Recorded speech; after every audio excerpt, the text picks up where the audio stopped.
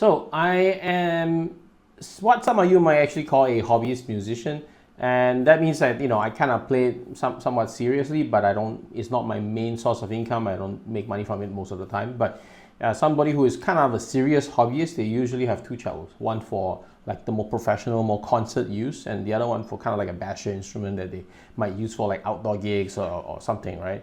We have two instruments, and I do have an old cello that I bought back in 1999 when I was just a student. I graduated from my secondary school, which is high school for those in the US. It's something that I bought for only 650 Sing dollars, which is about 400 US dollars. Not an expensive instrument, but that's all I could get as a student, from my mommy. And I've had the cello, I kept the cello till today, and it's just a horribly made instrument. It's a Chinese instrument, it's made of plywood on the sides, and I don't know what the top and back are made of. Maybe it's maple and spruce, but just very bad quality wood.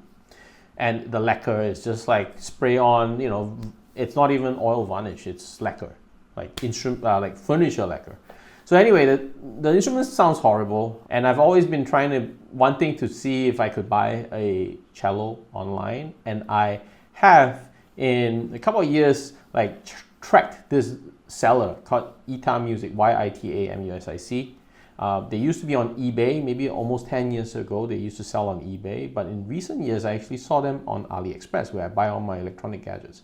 So I saw this instrument for about $2,000 US dollars, maybe thereabouts, and they were actually selling it off at a cheap price because there's a slight defect for about maybe 500 or 400-ish US dollars. And so I thought that's a steal. If it was indeed the case, a $2,000 instrument at 600, I would definitely want to try buying it. So I did buy the instrument, and I negotiated a little bit for the shipping charges because it was wonky at first. It's kind of too high, and then they kind of tweaked it, and I think they then weighed the cello and all that and got the right rates put in, and it's on its way. And so this will be my kind of first online purchased eBay, AliExpress, whatever instrument, and I am really excited to tell you about it and see how it looks like. So I'm going to make two videos. This is the first of maybe two videos or even three. The first one is going to be the unboxing, obviously, and just general review of the instrument, how it looks and all that. And the second video will be likely the setup video. I'll have to set it up in a separate video. It's going to be quite a tedious process, and I think it's fair to not expect a cello that's shipped, through air freight or sea freight to be properly set up when it arrives. So I'm going to set it up again, and maybe the last video will be me playing it. I'm not a great player, but if I feel like it, I might make a third video of me playing it and comparing it against my pretty expensive, I wouldn't say very expensive, but it's in the $10,000 range, German-made instrument, right? So let's check it out. It's here. It's here. It's finally here. Waited 1 week for this. Oh my god, it's huge. I'd say it's not bad. I mean, it's well packed. Check this out. Come here. Look at this. Look at this. There's a wooden frame inside that's supporting. I guess is well supported. I hope it's in one big piece. It's not broken. So let's see if we can open this. Where should we start? Should we start opening it from here? The sides look like they open pretty easily, but the top is kind of wonky. So these two tops are kind of, these sides are locked together. So I think maybe it's here. Let's try this.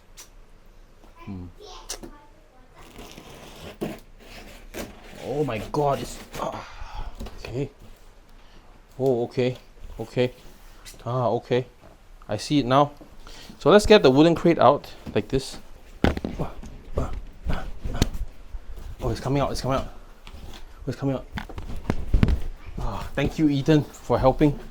And I'm going to get this out. Ethan, my really nice, helpful videographer. Okay. We got it out halfway. Okay, so I got a bunch of tools now, screwdrivers. I hope these are enough. I don't have any crowbar or anything. I think it's hard to take. I'm going to take the obvious one out. There's some kind of like nails here. I don't know why the nails are in this angle, but if I can yank this out. No, it's broken. Oh dear. Let me throw this away somewhere. It doesn't cut your feet because we're not wearing any shoe here. Let's put this away. I don't know how to get this out, so I don't know. Maybe here. Will this work? Will this actually work? Okay. Oh, this is tough, but I think it might work. Look, it's coming apart. Let's just get this out.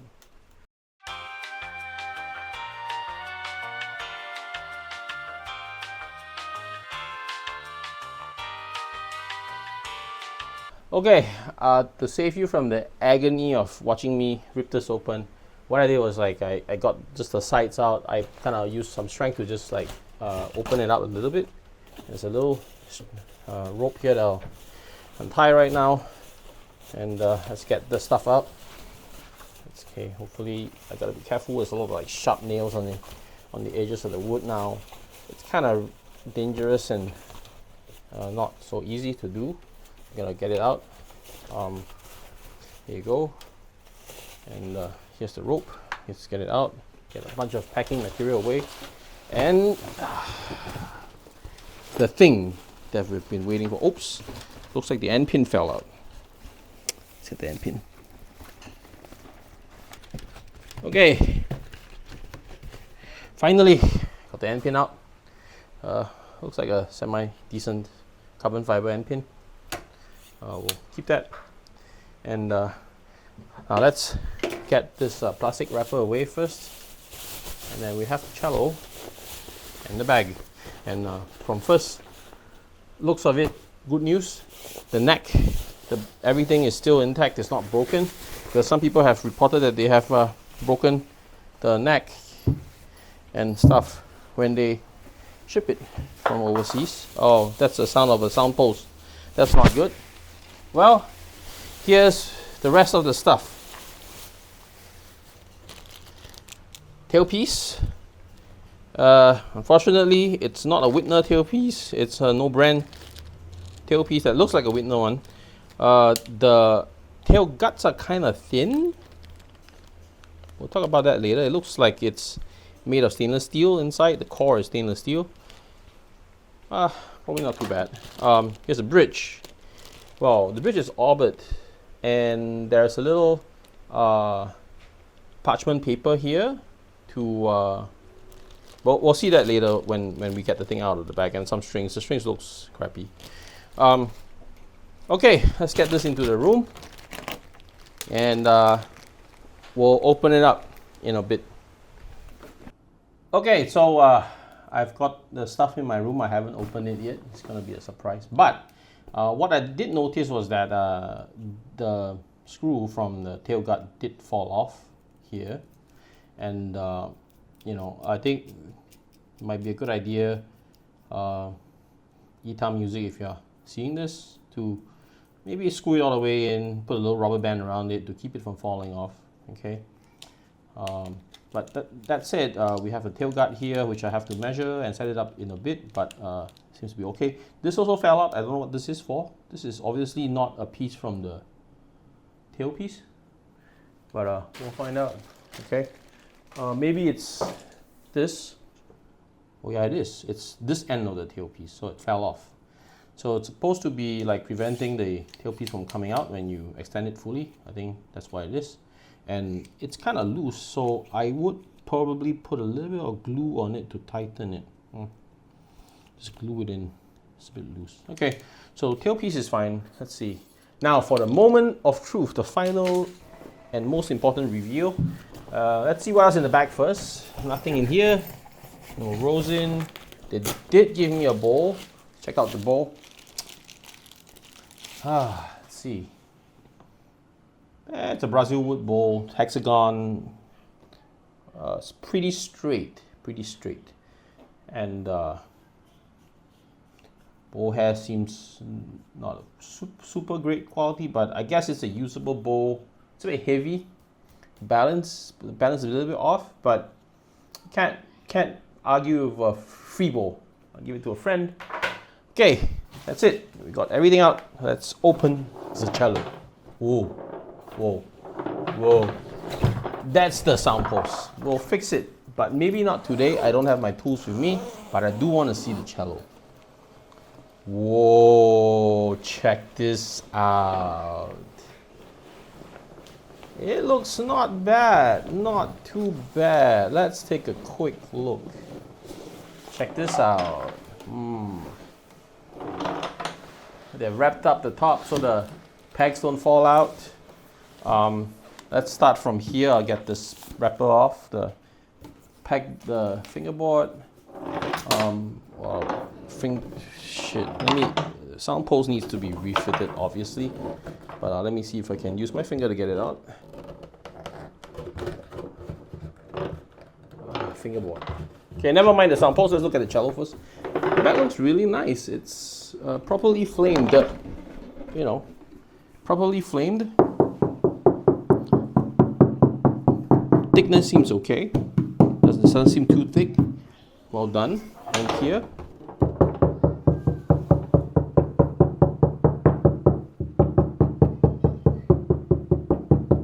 Sounds okay. There's a little crack here that they said it's a defect, but it seems repaired, and it's exactly as shown in the picture. A little like crack here, but seems okay. I know it's not easy to see in the video, but the quality of the varnish seems rather not bad. It seems like a soft type of varnish. It's not really, some of the cheap cellos you get a spray on lacquer. So this is properly done. I mean, I'm not a luthier, but I'm a cellist for many, many years, and it seems okay. And in here, I don't know, Ethan, can you bring the camera inside here? And maybe what I'll do is, oh no, you can't see a thing. Let me see if you can see it.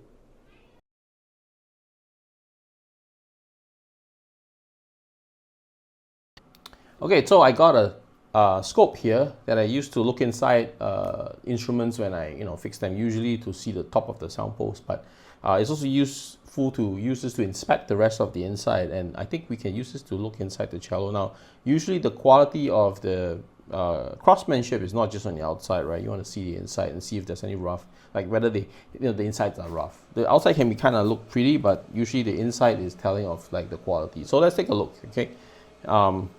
See inside. Now I'm gonna look inside now, and that's the part where the Endpin comes out from. And to be honest, it doesn't look too bad. I mean, that's some like, glue, I guess, stains. But it looks, nice and smooth. The sides are nice and smooth. The ribs are nice and smooth. That's the soundpost. I'll get it out later. And let's look a little bit towards the top here. I don't know if I can see. The other side, let me just turn towards this side now. Give me a second. And this is the top where the fingerboard attaches, neck, sorry. And it looks nice and smooth. It doesn't look rough, no rough edges as well. And there we have the bass bar. And the bass bar looks nicely attached. And I'm not once again, I'm not a luthier, but I think the shape looks pretty decent. Let's let me get another angle of the bass bar from here. The angle is a little bit up. That's the angle of the bass bar. And can you see the bass bar in the screen? Okay, that is hard to catch. But anyway, it looks okay on the general inside. Let's see the fingerboard finish. To have a closer shot of the fingerboard. Maybe if you can take this tape apart. Maybe it's hard to get this apart. I don't know.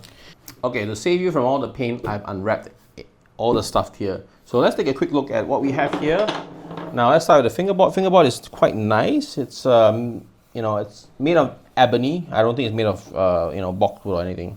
So I look underneath, it's all black. It does feel like ebony. There's a little bit of like, I don't know if you can see this in the camera, but there's a little bit of like marks here. Obviously somebody put strings on it and tried playing it. So that's fine.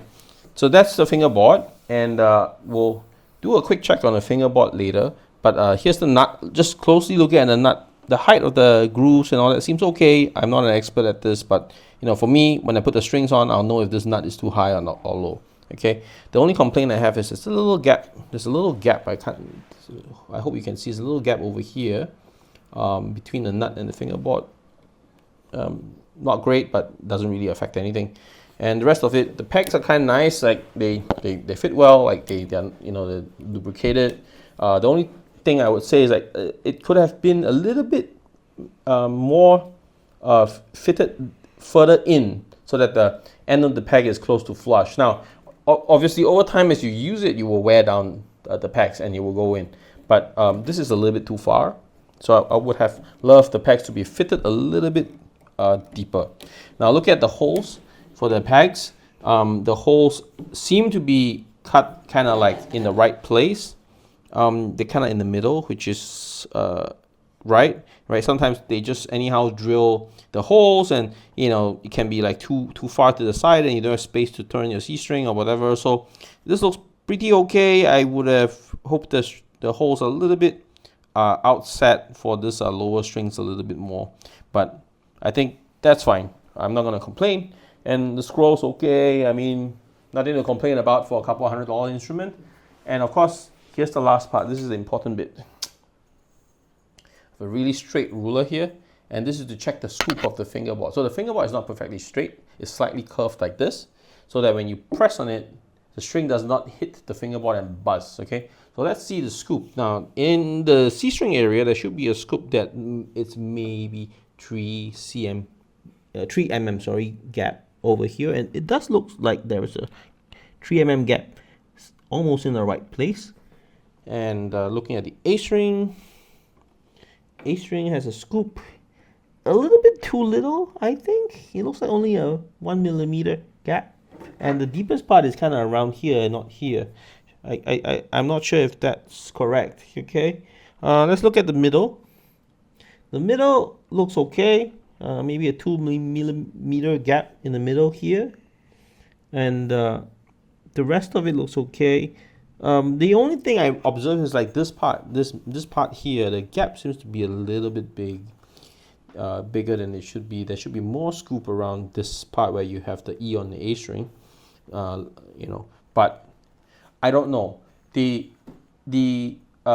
I install the strings, when I play it, then I guess that's when you can tell if the scoop's off. And when the scoop's off, what happens like when you press on the strings, they feel kind of hard to press. It feels like you need a lot of strength to like grab the strings. So getting the right scoop is important. It's not just the bridge height. You can lower your bridge to infinity, but if like the scoop's wrong, the nut height is wrong, it'll still feel like crap. So I think that's something I will figure out when I put the strings on. Now the last part is the bridge. And I would say when you buy a cello, the bridge is an important part, because if you go and redo, like make a new bridge, the bridge costs quite a bit of money. Now here it says Orbit, made in France. It's a Belgium style bridge. But this thing, I wouldn't trust it 100%. You can just buy a stamp and just stamp it back on yourself. So a little bit of doubt here that is really a Orbit bridge, but let's just say it is. I mean, it feels okay. The color is a little bit dark. It looks like they treated the wood a little bit with maybe some kind of oil. I don't know what they treat it with. I'm not a luthier, once again. And there's a little parchment paper on the A string to keep the A string from cutting into the bridge, which is good. And of course, for those of you who don't know and are first time buyers of like string instruments like these, you look at the grooves, and the grooves look a little bit black. And what's in there is the graphite of a pencil.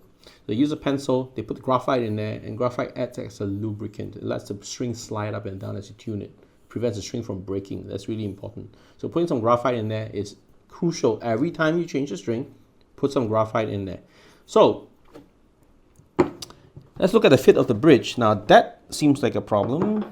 Now if you look closely at the feet, the inner side of the feet seems to have a gap. And I think I have to fix that, because that's not supposed to be the case. Okay, and yeah, so I have to fix that. And once I fix that, that might take a while, because I lost the tool to do the bridge feet. I might have to buy a new one, so it's gonna take a while for my next video. But the feet is not fitting very well. And that's probably what you really pay for in an expensive cello. Like when you buy it from a good luthier, the bridge is well fitted. Okay, and of course the last thing I'm going to get out of this cello is the Soundpost. Roll it around inside. How do you get it out? Usually there's a tool to pick the Soundpost up, but I don't have the tool with me now. My finger is stuck. Out. Okay. Can I get it out?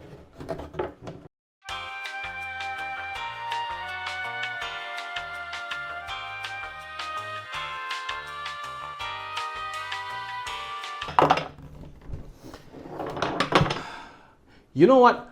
Forget it. I will get my Soundpost kit, and it has the pickup tool. I'll use the pickup tool to get the Soundpost out, and then I'll set the Soundpost, and in my next video you will see me setting up the cello. I put some decent strings on it. The strings that they gave me, I don't know what these are. These are some China strings, I guess. They're not great. They don't look great. They don't feel great even. They feel kind of rough. Looks like aluminum wound mostly. Yeah. So I'm not gonna put this on. They're probably crappy. I'll throw them off. I'll put some Larsen or Spirit Chords on it and see how it sounds. And then, yeah, I'll set it up. Well, finally, I forgot to test the fit of the Endpin, so it's supposed to fit here. And good news, it fits kind of well. Not the best fit. There's still a gap here. I can't get it in. Why? Why can't you just like cut it another like little bit more so that I can get the thing in without leaving a gap? I mean, that's kind of annoying, but I guess it's something I can fix as well. Maybe not. And then I put my tailpiece on and see. And of course, yeah, we'll set this up the next video. So please like, please subscribe, and stay tuned for the next video. See you next time.